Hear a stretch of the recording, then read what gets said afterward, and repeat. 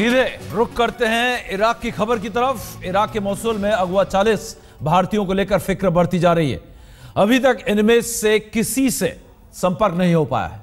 हालांकि ये सभी पंजाब के बताए जा रहे हैं और इस मामले में पंजाब के सीएम प्रकाश सिंह बादल ने विदेश मंत्री सुषमा स्वराज से बातचीत भी की है। बादल ने यह कहा है कि केंद्र सरकार उनकी रिहाई की पूरी कोशिश करे और उनकी वापसी में जो भी खर्चा आएगा उसे पंजाब सरकार उठाने के लिए तैयार है। आज विदेश मंत्री सुषमा स्वराज से पंजाब के पीड़ित परिवारों की मुलाकात की भी उम्मीद है। अकाली दल का दावा है कि पंजाब के अगवा हुए लोगों की रिहाई के लिए केंद्र सरकार ने पूरी कोशिश करने का भरोसा दिया है। इस बीच पंजाब सरकार का एक दल भी विदेश मंत्री सुषमा स्वराज से मिला है।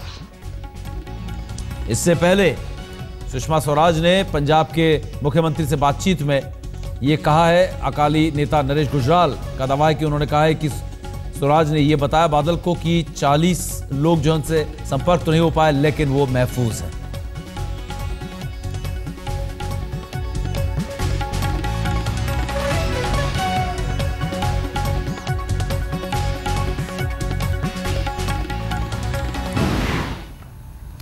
इराक में आतंकवादियों के हमले से हालात जो है लगातार खराब होते जा रहे हैं। इराक के विदेश मंत्रालय ने अरब देशों सहित अमेरिका से मदद की अपील की है।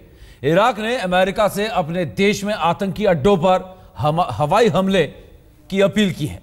इराक का कहना है कि आतंकियों के हमले से देश के टूटने का खतरा पैदा हो गया है और अगर जल्द कार्रवाई नहीं हुई तो दुनिया के लिए भी यह एक बड़ा खतरा हो सकता है। आतंकी लगातार बगदाद की तरफ बढ़ रहे हैं। इराक में अगवा भारतीयों की रिहाई की मांग भी अब जोर पकड़ने लगी है। पंजाब के 40 परिवार मोसुल में अगवा अपने लोगों की रिहाई की आस लगाए बैठा है।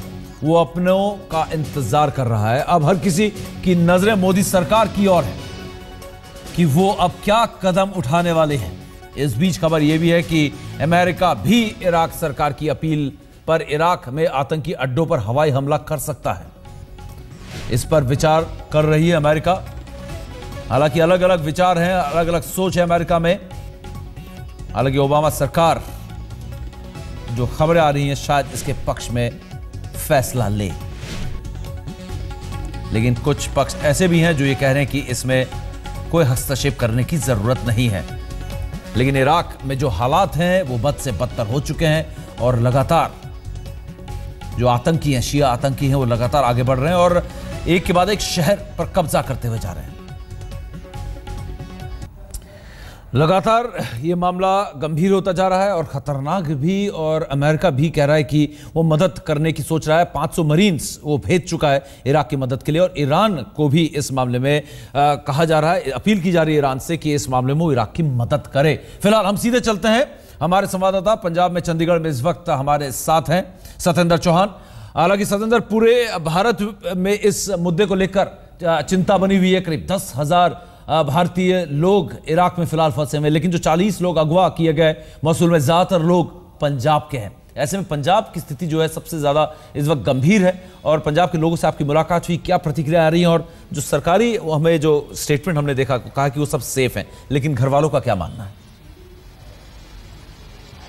देखिए समीर, सबसे पहले ये बताना चाहूंगा कि जो घर वाले हैं बेहद चिंतित हैं, क्योंकि जो अमृतसर और होशियारपुर के जो परिवार हैं, होशियारपुर की बात करें तो कमलजीत नाम का एक शख्स है जो मोसुल में मौजूद था और उसने चुपके से अपने घर वालों को फोन किया था उस वक्त जब आतंकी इन अगवा किए लोगों को एक कैंटर में बैठा रहे थे और उनको ये नहीं पता कि कहां ले जाए जा रहे हैं। तो उसी वक्त कमलजीत ने चुपके से लाइन में लगे हुए अपने भाई को फोन करके ये बताया था। 17 जून की ये बात है कि हमें जो है एक कैंटर में बैठाया जा रहा है, हम 40 के करीब लोग हैं, हम इस कंपनी में काम करते थे और यहां से हमें फिलहाल लाइनों में लगवा लिया है और एक एक करके कैंटर में बैठाया जा रहा है। हमारे साथ क्या होगा, कहां ले जाएंगे, इसकी हमें कोई जानकारी नहीं है, लिहाजा अगर मैं ना आ सकूं तो मेरे बच्चों का और मेरे परिवार का ख्याल रखना। तो ये वो शब्द हैं जो आखिरी बार इराक में जो अगवा किए गए हैं उन लोगों ने अपने घर वालों को बताए थे। और पूरे देश की बात करें तो काफी कहा जा रहा है कि हजारों की तादाद में ऐसे लोग हैं जो इराक के इस संकट में फंसे हुए हैं, लेकिन बेहद चिंताजनक स्थिति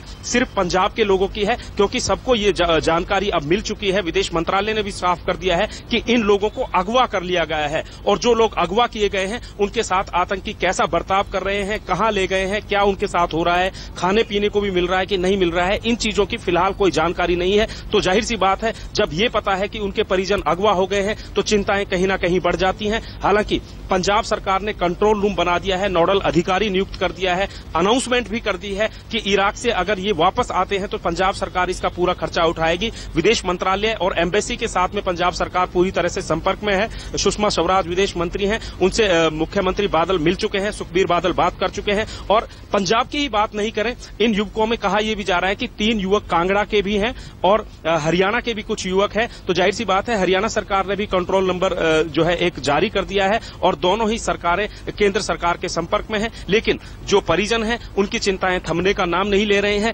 अमृतसर और होशियारपुर के जो परिवार हैं, आज उनको सुषमा स्वराज ने दिल्ली में मुलाकात के लिए बुलाया है और ये सारे परिवार यहां से फिलहाल बाई रोड दिल्ली के लिए रवाना हो चुके हैं। हो सकता है अगले 1-2 घंटे में इनकी मुलाकात सुषमा स्वराज से हो जाए और फिर सुषमा स्वराज चूंकि विदेश मंत्री हैं तो इनको जो फिलहाल और ताजा हालात है और भारतीय दूतावास ने इराक में क्या किया है, इन सब जो है मामलों की जानकारी परिवार और पंजाब सरकार को सुषमा स्वराज दे सकती हैं। समीप, सतेंद्र, इस पूरी जानकारी के लिए बहुत बहुत शुक्रिया। बहुत अहम दिन आज इस मामले को लेकर, और सतेंद्र हम आपके पास आते भी रहेंगे। पंजाब के कई ऐसे शख्स हैं, कई ज्यादातर लोग पंजाब के बताए जा रहे हैं जो मौसूल में जो 40 लोग अगवा किए गए, और सतेंद्र ने बताया कि 3 लोग कांगड़ा हिमाचल प्रदेश के भी और हरियाणा के भी इसमें कुछ लोग हैं जिनको अगवा किया गया है। बहुत अहम दिन है और पहला चैलेंज है यहाँ पर सुषमा स्वराज के सामने, विदेश मंत्री है, और उम्मीद यही कि भारत इस पूरे मुद्दे को बहुत अच्छे से हैंडल करेगा, टैकल करेगा और सुरक्षित लेकर आएगा इन अगवा लोगों को। फिलहाल इस बीच जो बीजेपी के नेता हैं सुब्रमण्यम स्वामी ने मोदी सरकार की तारीफ की है। सुब्रमण्यम स्वामी ने कहा है कि इराक में फंसी केरल की नर्सों को लाने के लिए मोदी सरकार भारतीय वायुसेना के इस्तेमाल के विकल्प पर विचार कर रही है, लेकिन भारतीय वायुसेना को वहां पहुंचने के लिए जरूरी होगा कि पहले इराक की स्थिति को समझा जाए, जाना जाए, और उसके बाद इस पे तगड़ा एक्शन करना इस वक्त जरूरी है।